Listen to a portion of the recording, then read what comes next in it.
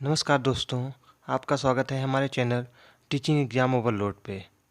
जैसा कि आप सभी को पता ही है कि हमने सीटेट की क्लासेस स्टार्ट कर दी हैं। हमारी क्लासेज में सुबह 10 बजे मैथ की क्लास आती है, दोपहर में 12 बजे ईबीएस की क्लास आती है, जिसमें मैं एनसीईआरटी की क्लास थर्ड के सारे चैप्टर कवर कर रहा हूँ। वहीं शाम को 5 बजे मेरी हिंदी की क्लास आती है। वहीं रात में 8 बजे सीडीपी की क्लास आती है। तो आज ये सीटेट की हिंदी की पहली क्लास है। आज की क्लास में हम भाषा के बारे में जानेंगे। तो आज का सेशन स्टार्ट करने के पहले हमारे चैनल को लाइक और सब्सक्राइब कर लीजिए। चलिए आज का सेशन स्टार्ट करते हैं। सबसे पहले हम भाषा के बारे में समझते हैं। भाषा प्राथमिक रूप से मौखिक होती है। भाषा यादृच्छिक या स्वतंत्र है, जिसके माध्यम से हम अपने विचारों को प्रकट करते हैं। तो भाषा यादृच्छिक या स्वतंत्र है, जिसके माध्यम से हम अपने विचारों को प्रकट करते हैं। भाषा के माध्यम से हम सोचते और महसूस और चिंतन करते हैं। तो भाषा के माध्यम से हम सोचते भी हैं, महसूस भी करते हैं एवं चिंतन भी करते हैं। भाषा अस्थिर है, जिससे हमेशा बदलाव होता रहता है। तो भाषा अस्थिर होती है, जिसमें हमेशा बदलाव होता रहता है। भाषा अर्जित और सीखा हुआ व्यवहार है। भाषा अर्जित और सीखा हुआ व्यवहार है। बच्चे के स्कूल की भाषा और घर की भाषा में समरूपता होनी चाहिए। तो हमेशा बच्चों की स्कूल की भाषा में और उनकी घर की भाषा में समरूपता होनी चाहिए। भाषा सांस्कृतिक अनुभव पर आधारित होती है। तो भाषा जो होती है वो हमारे सांस्कृतिक अनुभव पर आधारित होती है। भाषा सीखने के लिए भाषा समृद्ध परिवेश, जिसे हम जैसे बोर्ड, चार्ट, होर्डिंग महत्वपूर्ण है। तो भाषा सीखने के लिए भाषा समृद्ध परिवेश का होना भी बहुत ही ज़रूरी होता है। चलिए आगे बढ़ते हैं। भाषा एक नियमबद्ध व्यवस्था है। भाषा व्यवस्थाओं की व्यवस्था है। प्रत्येक भाषा का व्याकरण होता है। प्रत्येक भाषा की एक लिपि होना आवश्यक नहीं होता। हिंदी भारत की एक राजभाषा है कि ना कि राष्ट्रभाषा। तो यहाँ से सीटेट में बार बार प्रश्न पूछे जाते हैं कि भाषा एक नियमबद्ध व्यवस्था होती है, भाषा व्यवस्थाओं की व्यवस्था है, प्रत्येक भाषा का व्याकरण होता है, प्रत्येक भाषा की एक लिपि होना आवश्यक नहीं होता है, हिंदी भारत की राजभाषा है ना कि राष्ट्रभाषा। इसे इम्पॉर्टेंट में आप लगा लीजिएगा। हिंदी हमारी राजभाषा है ना कि राष्ट्रभाषा। इसको आप लोग नोट कर लीजिएगा। चलिए आगे बढ़ते हैं।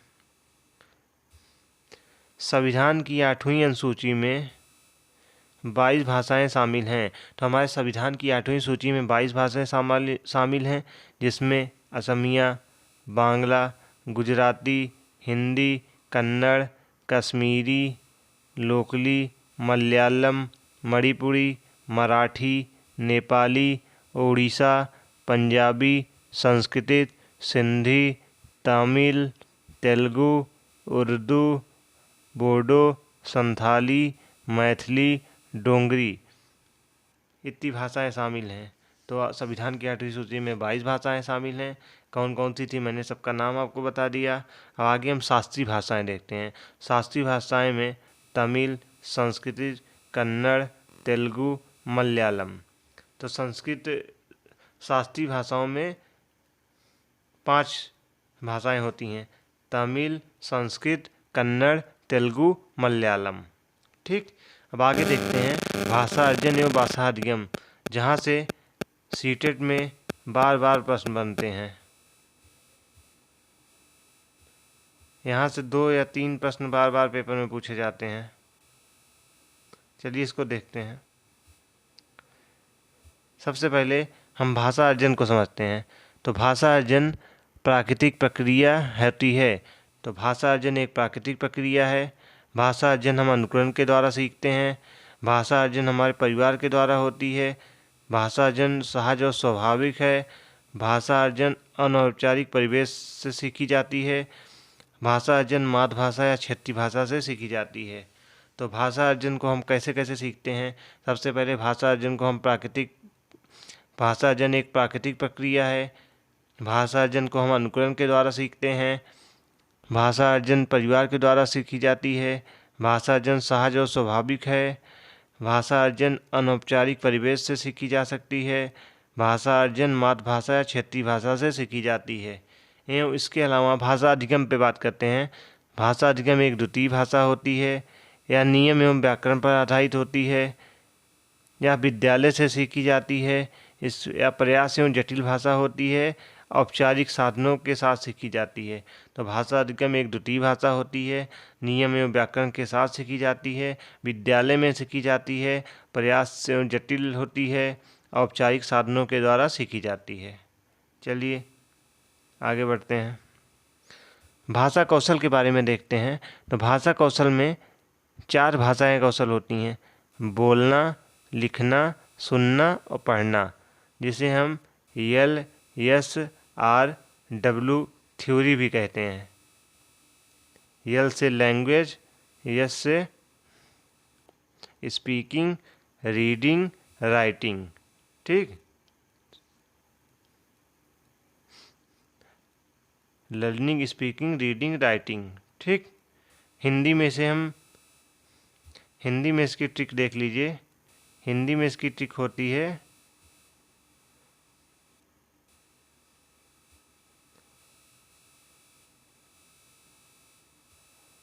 सुबह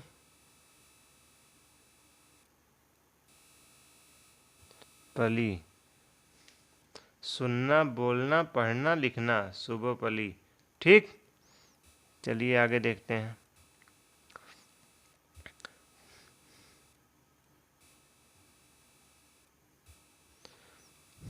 बोलना, लिखना। बोलना लिखना एक अभिव्यक्त्यात्मक कौशल होता है, और सुनना पढ़ना ग्रहात्मक कौशल होता है। तो बोलना और लिखना कैसा होता है? अभिव्यक्त्यात्मक कौशल होता है। वहीं सुनना पढ़ना गृहात्मक कौशल होता है। यहाँ तक आप लोग समझ गए होंगे। चलिए आगे बढ़ते हैं। तो ये आज का सेशन यहीं तक था। तो आज भाषा से बनने वाले जितने भी इम्पॉर्टेंट प्रश्न थे, जहाँ से टॉपिक से प्रश्न बन सकते हैं, उस टॉपिक को मैंने कवर किया। कल फिर मिलते हैं किसी नए सेशन के साथ। अगर आप सीटेट की तैयारी करना चाहते हैं तो हमारे चैनल को सब्सक्राइब कर लीजिए। हमारे चैनल पर सीटेट की प्रॉपर तरीके से टॉपिक वाइज क्लासेस स्टार्ट कर दी गई हैं। और अगर आप हमारे क्लासेस का टाइम टेबल जानना चाहते हैं तो हमारे टाइम टेबल है क्लासेस का। मॉर्निंग में 10 बजे मैथ की क्लास होगी। उसके बाद दोपहर में 12 बजे EBS की क्लास। शाम को 5 बजे हिंदी की क्लास, एवं रात में 8 बजे CDP की क्लास। तो आप टाइम टेबल समझ गए होंगे।